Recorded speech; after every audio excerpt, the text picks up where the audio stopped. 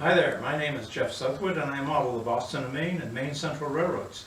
My layout is on a 25 by 30 footprint, and it depicts various scenes in and around the Boston area in 1955.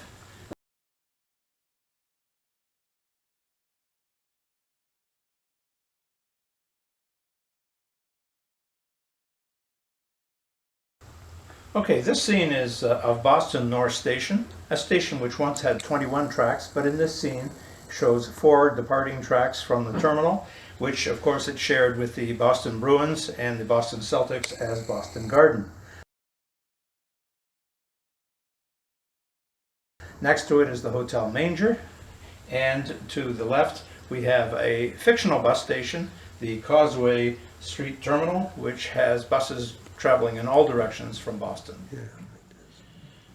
The Hotel Manger was owned by Julius Manger, a New York entrepreneur who had a chain of hotels in the early part of the 20th century, stretching from the Washington to Boston area. The Hotel Manger stood next to Boston North Station until the late 50s, when it was demolished.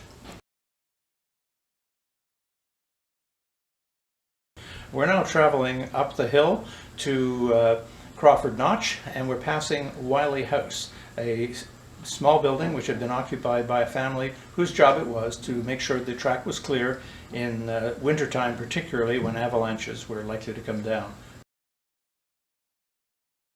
Sadly, the family perished when the man who operated this little spot took his family up the track to avoid an avalanche. The avalanche took out the family, but the building was spared.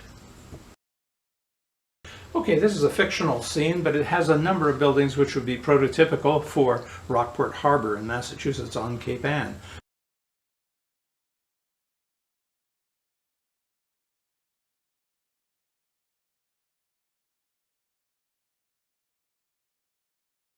The buildings here were largely built from kits. Some were scratch built.